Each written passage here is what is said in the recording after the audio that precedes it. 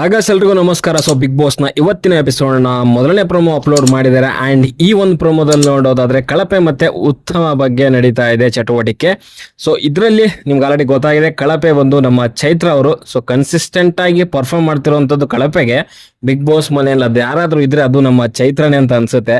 So ವಾರದಲ್ಲಿ ಏನಾದ್ರೂ ಒಂದು ಮಾಡ್ತಾನೆ ಇರ್ತಾರೆ, ಅದು ಕಳಪೆಗೆ ಬಂದು ನಿಂತ್ಕೊಳ್ಳುತ್ತೆ. ಅದು ಏನ್ ಮಾಡಿದ್ರು ಕೂಡ ಕೆಲವು ಟೈಮಲ್ಲಿ ಸರಿ ಇರ್ತಾರೆ, ಬಟ್ ಆದ್ರೆ ಅದರಲ್ಲಿ ಕಿರ್ಚಾಟ ಎಲ್ಲ ಇರುತ್ತಲ್ಲ, ಸೊ ಅದ್ರಲ್ಲಿ ಎಲ್ಲೋ ಕಳಪೆ ಅನ್ನೋ ರೀತಿಯಲ್ಲಿ ಕಾಣಿಸುತ್ತೆ. ಸೊ ಅದನ್ನ ಹೇಳೋ ರೀತಿನಲ್ಲಿ ಎಷ್ಟು ಹೇಳ್ಬೇಕು ಅಷ್ಟನ್ನು ಹೇಳಿ ಸುಮ್ಮನಾಗಿದ್ರೆ ಆಗಿರೋವಂಥದ್ದು. ಬಟ್ ಅದನ್ನ ಕೆಲವೊಂದನ್ನ ಸ್ಟ್ರಾಂಗ್ ಅಂಡ್ ತುಂಬಾ ರೈಸ್ ಆಗ್ತಾರೆ. ಸೊ ಅಲ್ಲೇ ಪ್ರಾಬ್ಲಮ್ ಆಗ್ತಿರುವಂಥದ್ದು. ಅಂಡ್ ಇಲ್ಲಿ ರಜತ್ ಅವರ ಇಡೀ ತಂಡ ಚೈತ್ರ ಅವ್ರಿಗೆ ಕಳಪೆ ಕೊಟ್ಟಿದೆ. ಅದರಲ್ಲಿ ಹನುಮಂತ, ರಜತ್, ಮೋಕ್ಷಿತಾ, ಐಶ್ವರ್ಯ ಅಂಡ್ ಧನರಾಜ್ ಎಲ್ಲರೂ ಕೂಡ ಕಳಪೆ ಕೊಟ್ಟಿರುವಂಥದ್ದು ಚೈತ್ರ ಅವ್ರಿಗೆ. ಕಾರಣ ನಿಮ್ಗೆ ಆಲ್ರೆಡಿ ಗೊತ್ತಿದೆ. ಸೊ ಉಸ್ತುವಾರಿಯಲ್ಲಿ ಆದಂತಹ ಕೆಲವೊಂದು ಡಿಸಿಷನ್ಗಳು ಅಂಡ್ ಅವರು ತೋರಿಸಿದಂತಹ ಪಕ್ಷಪಾತದ ಒಂದು ನಡವಳಿಕೆಯಿಂದ ಸೊ ಅವರಿಗೆ ಒಂದು ಕಳಪೆನ ಕೊಟ್ಟಿದೆ. ಅದರಲ್ಲಿ ಮೋಕ್ಷಿತ ಕ್ಲಿಯರ್ ಆಗಿ ಹೇಳಿದ್ದಾರೆ, ನೀವು ಉಸ್ತುವಾರಿ ಅಂತ ಬಂದಾಗ ಪಕ್ಷಪಾತ ಮಾಡಿದ್ರಿ ಈ ವಾರ ಅನ್ನೋ ರೀತಿಯಲ್ಲಿ. ಅಂಡ್ ಧನರಾಜ್ ಹೇಳಿರುವಂತದ್ದು ಫೌಲ್ಗಳು ಇಡೀ ಒಂದು ಸೀಸನ್ ಅಲ್ಲಿ ಆಗಿರ್ಲಿಲ್ಲ, ಒಂದ್ ಮಟ್ಟಿಗೆ ಫೌಲ್ಗಳನ್ನ ಒಂದೇ ಒಂದು ಟಾಸ್ಕ್ ಅಲ್ಲಿ ಕೊಟ್ರಿ ಅಂತ ಹೇಳಿದ್ರು. ಅಂಡ್ ಅಲ್ಲಿ ರಜತ್ ಕೂಡ ಹೇಳಿರುವಂತದ್ದು, ಇನ್ನೊಂದ್ ಸಾರಿ ನೀನಾದ್ರೂ ಉಸ್ತುವಾರಿಗೆ ಬಂದ್ರೆ ನಿನ್ನ ಕೈ ಮುಗಿದ್ ಬಿಡ್ತೀನಿ, ಬರಬೇಡ ಅನ್ನೋ ರೀತಿಯಲ್ಲಿ ಹೇಳಿದ್ರು. ಸೊ ಈ ರೀತಿಯಲ್ಲಿ ನೋಡಿದ್ರೆ ಗೊತ್ತಾಗುತ್ತೆ ಇಡೀ ತಂಡ ಅವ್ರಿಗೆ ಕೊಟ್ಟಿದೆ. ಅಂಡ್ ಇನ್ನೂ ಒಂದು ಓಟ್ ಬೇಕಾಗುತ್ತೆ, ಬಿಕಾಸ್ ಆಫ್ 5 ಜನ ಕೊಟ್ಟರು ಕೂಡ ಏನ್ ಕಳಪೆ ಕೊಟ್ರೆ ಆಗೋದಿಲ್ಲ.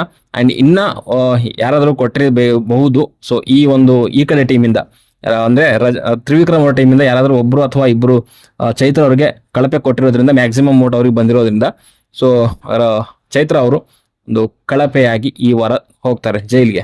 ಓಕೆ, ಸೊ ಅಲ್ಲಿ ನಮ್ಮ ಚೈತ್ರ ಅವರು ಕೂಡ ಕೌಂಟರ್ ಕೊಡ್ತಾರೆ. ಕುಣಿಯಕ್ ಬಾರದೇವರೆಲ್ಲ ನೆಲ ಡೊಂಕು ಅಂದಂಗೆ.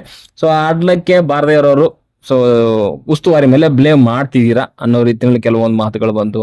ಅಂಡ್ ಟಾರ್ಗೆಟ್ ಮಾಡಿ ಇಡೀ ಟೀಮೇನೆ ಕಳಪೆ ಕೊಡ್ತಿದ್ದೀರಾ, ಜನ ನೋಡ್ತಾರೆ ಅನ್ನೋ ಒಂದು ಮಾತುಗಳು ಕೂಡ ಹೇಳ್ತಿದ್ದಾರೆ. ಅಲ್ಲಿ ಹನುಮಂತನ ಯಾವ್ದು ಕೌಂಟ್ರ್ ಚೆನ್ನಾಗಿತ್ತು, ಟಾರ್ಗೆಟ್ ಮಾಡ್ಲಿ ನೀನು ಕಳಪೆ ಕೊಡಕ್ಕೆ, ನೀನೇ ನಮ್ಮ ಅತ್ತೆ ಮಗಳ ಅನ್ನೋ ರೀತಿಯಲ್ಲಿ. ಸೊ ಬಟ್ ಖಂಡಿತವಾಗ್ಲು ಚೈತ್ರ ಕಡೆ ಕೂಡ ಕೆಲವು ಟೈಮಲ್ಲಿ ತಪ್ಪುಗಳಾಗಿರ್ಬೋದು, but most of the time ಅವ್ರು ಕರೆಕ್ಟಾಗಿ ಇದ್ರು ಅಂತ ನನಗನ್ಸುತ್ತೆ. ಬಿಕಾಸ್ ಆಫ್ ಫಸ್ಟ್ ಒಂದು ನೀರ್ ತುಂಬಿಸುವಂತ ಟಾಸ್ಕ್ ಅಲ್ಲಿ ಸೊ ಧನರಾಜ್ ಆಡ್ತಿರ್ಬೇಕಾದ್ರೆ ಅಲ್ಲಿ ಹೇಳಿದ್ರು ಚೈತ್ರ ಅವರು 2-3 ಸರಿ ಒಂದು ವಾರ್ನ್ ಮಾಡಿದ್ದಾರೆ, ಮಾತಾಡ್ಬೇಡಿ, ಆ ಟೇಬಲ್ ಹತ್ರ ಬರಬೇಡಿ ಅಂತ ರಜತ್ಗೂ ಹೇಳಿದ್ರು. ಅಂಡ್ ಮಾತಾಡ್ಬೇಡಿ ಅಂತ ಹನುಮಂತ್ಗೂ ಕೂಡ ಹೇಳಿದ್ದಾರೆ. ಸೊ ಅದಾದ್ಮೇಲೆ ಕೂಡ ಮಾತಾಡಿದಾಗ ಏನಾಗುತ್ತೆ ಅಂದ್ರೆ ಅವರು ರೂಲ್ಸ್ ಮೇಂಟೈನ್ ಮಾಡೇ ಮಾಡ್ತಾರೆ. ಸೊ ಅಪೋಸಿಟ್ ತಂಡದಲ್ಲಿ ಅವರು ಆಡೋ ಟೈಮಲ್ಲಿ ಉಸ್ತುವಾರಿ ಆದಂತ ರಜತ್ ಅವರು ಏನು ಮಾತಾಡಿದ್ರೆ ಆರ್ಗ್ಯೂ ಮಾಡಿದ್ರೆ 20 ಸೆಕೆಂಡ್ ಪೌಸ್ ಕೊಡ್ತೀನಿ ಅಂತ ಅವರೇ ರೂಲ್ ಮಾಡಿದಂಥವ್ರು. ಸೊ ನೆಕ್ಸ್ಟ್ ಟಾಸ್ಕ್ ಅಲ್ಲಿ ಅದನ್ನ ಮುಂಚೆನೆ ಹೇಳ್ಬೋದಾಗಿತ್ತು, ಚೈತ್ರ ಹೇಳಿಲ್ಲ. ಬಟ್ ಆದ್ರೂ ಅಟ್ಲೀಸ್ಟ್ ವಾರ್ನ್ ಮಾಡಿದ್ರು ಅವ್ರು, ನಾನು ಫೌಲ್ ಕೊಡ್ತೀನಿ ಅಂತ. ಅವಾಗಾದ್ರೂ ತನ್ನ ಒಂದು ಅಹಂನ ಬಿಟ್ಬಿಟ್ಟು ರಜತ್ ಅವರು ಸುಮ್ಮನೆ ಇದ್ದಿದ್ರೆ ಇಷ್ಟೊಂದು ಆಗ್ತಿರ್ಲಿಲ್ಲ. ಪದೇ ಮಾತಾಡೋ ಟೈಮಲ್ಲಿ ಸೊ ಆ ಒಮ್ಮಂಗೆ ನೆತ್ತಿಗತ್ಬಿಡ್ತು ಅಂಡ್ ಪ್ರವೋಕಿಂಗ್ ಆಯ್ತು. ಸೊ ಅವರು ಆವಾಗಿಂದ ಫೌಲ್ ಕೊಡ್ತೀನಿ ಅಂತ ಹೇಳಿದ್ರು.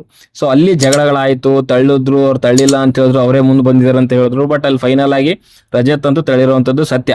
ಸೊ ಈ ಕಿತ್ತಾಟಗಳೆಲ್ಲ ಮುಗಿದಿದ್ದಾದ್ಮೇಲೆ ಇನ್ನೊಂದು ಟಾಸ್ಕ್ ಬರುತ್ತೆ, ದಿಂಬಿರುವಂತ ಟಾಸ್ಕ್. ಸೊ ಅಲ್ಲೂ ಕೂಡ ಅಷ್ಟೇನೆ. ಸೊ ನನ್ಗೆ ಇದ್ರ ಪ್ರಕಾರ ಅವರು ಸರಿ ಇದ್ದಾರೆ. ಮೀನ್ಸ್ ಯಾರು ನಮ್ಮ ಮೋಕ್ಷಿತಾ ಅಥವಾ ಹನುಮಂತನ್ ಟೀಮ್ ಏನಿದೆ, ಸೊ ಅದು ಎಲ್ಲೋ ರೂಲ್ ಏನಿದೆ ಸೊ ಅದ್ರ ಪ್ರಕಾರನೇ ಆ ಒಂದು ದಿಮ್ಮನ್ನ ಪಾಸ್ ಮಾಡಿದ್ದಾರೆ ಅಂತ ನನಗೆ ಅನ್ಸುತ್ತೆ. ನನಗೇನು 100% ಕ್ಲಾರಿಟಿ ಇಲ್ಲ, ಬಟ್ 90% ನನಗೆ ಹನುಮಂತ ಮೀನ್ಸ್ ರಜತ್ ಅವ್ರ ತಂಡ ಕ್ಲಿಯರ್ ಆಗಿ ಆ ಒಂದು ದಿಮ್ಮನ್ನ ಪಾಸ್ ಮಾಡಿದ್ದಾರೆ ಅಂತ ನನಗೆ ಅನ್ಸುತ್ತೆ.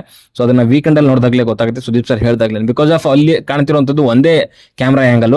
ಸೊ ಇನ್ನೊಂದು ಕ್ಯಾಮ್ರಾ ಆಂಗಲ್ ಇಂದ ನೋಡಿದ್ರೆ ಗೊತ್ತಾಗುತ್ತೆ. ಸೊ ಆ ಲೈನ್ ಪ್ರಾಪರ್ ಆಗಿ ಎಲ್ಲಿದೆ ಅಂಡ್ ಇವ್ರು ಪಾಸ್ ಮಾಡಿದ್ರ ಮೋಕ್ಷಿತ ಅವರು ಯಾವ ರೀತಿಯಲ್ಲಿ ಅಂತ ಗೊತ್ತಾಗುತ್ತೆ. ಸೊ ಅದನ್ನೆಲ್ಲ ರೀಸನ್ ಇಟ್ಕೊಂಡು ಇವ್ರಿಗೆ ಕಳಪೆ ಕೊಟ್ಟಿದ್ದಾರೆ. ಸೊ ಕನ್ಸಿಸ್ಟೆಂಟ್ ಅಂತ ಹೇಳಿದ್ನಲ್ಲ, ಸೊ ಅದೇ ರೀತಿಯಲ್ಲಿ ಮೇಂಟೈನ್ ಮಾಡ್ತಿದ್ದಾರೆ ಕಳಪೆಗೆ ನಮ್ಮ ಚೈತ್ರ ಅವರು. ಸೊ ಅದಾದ್ಮೇಲೆ ವಾರದ ಕ್ಯಾಪ್ಟನ್ ಬಗ್ಗೆ ಸೊ ನಿನ್ನೆ ಗೊತ್ತಿರುತ್ತೆ ಆಲ್ರೆಡಿ, ಕ್ಯಾಪ್ಟನ್ಸಿ ಓಟಕ್ಕೆ ಇಬ್ಬರು ಆಯ್ಕೆ ಆಗಿರ್ತಾರೆ ಕ್ಯಾಪ್ಟನ್ಸಿ ಟಾಸ್ಕಿಗೆ. ಸೊ ಅದರಲ್ಲಿ ಚೈತ್ರ ಅಲ್ಲ, ಐಶ್ವರ್ಯ ಅಂಡ್ ನಮ್ಮ ಯಾರು ಭವ್ಯಗೌಡ ಅವರು. ಸೊ ಇಬ್ರು ಕೂಡ ಒಂದು ರೀತಿಯಲ್ಲಿ ಬದ್ಧ ವೈರಿಗಳೇ. ಬಿಕಾಸ್ ಆಫ್ ಸ್ಟಾರ್ಟಿಂಗ್ ಈ ವಾರದಲ್ಲೂ ಕೂಡ ಸೊ ಶಿಶಿರ್ ಹೋದ್ಮೇಲೆ ಸೊ ಇವರು ನಮ್ಮ ಐಶ್ವರ್ಯ ಅವರು ಬಂದು ತ್ರಿವಿಕ್ರಮ್ ಅಂಡ್ ಭವ್ಯ ಅವ್ರ ಮುಂದೆ ಸ್ವಲ್ಪ ಕಿರ್ಚಾಟ ಎಲ್ಲ ಮಾಡಿ ಗಲಾಟೆ ಎಲ್ಲ ಮಾಡಿದ್ರು. ಸೊ ಹಾಗೆ ಹೀಗೆ ಶಿಶಿರ್ ಹೋಗ್ಲಿಕ್ಕೆ ನೀವೇ ಕಾರಣ, ಇಲ್ದೇ ಇರೋದನ್ನೆಲ್ಲ ಹೇಳಿದ್ರಿ ಹಾಗೆ ಹೀಗೆ ಅಂತ. ಬಟ್ ನನ್ನ ಪ್ರಕಾರ ಅವ್ರೇನು ಇಲ್ದೇ ಇರೋದೇನು ಹೇಳಿಲ್ಲ. ಸೊ ನೀವೇನು ಹೇಳಿದಿರ ಅದನ್ನೇ ವಿಡಿಯೋ ಪ್ಲೇ ಮಾಡಿದ್ರು. ಸೊ ಅದ್ರ ಪ್ರಕಾರನೇ ಮಾತಾಡಿದಾರೆ ಅಷ್ಟೇನೆ. ಅಂಡ್ ಅದನ್ನ ನೀವು ಚೈತ್ರ ಮೇಲೆ ಎತ್ತಾಕ್ತಿದ್ದೀರಾ, ಬಟ್ ಅದು ಚೇಂಜಿಂಗ್ ರೂಮ್ ಅಲ್ಲಿ ಅಂತ ಹೇಳ್ತಿದ್ದೀರಾ. ಸೊ ಅದಕ್ಕೆ ಏನ್ ಸಾಕ್ಷಿ ಇದೆ?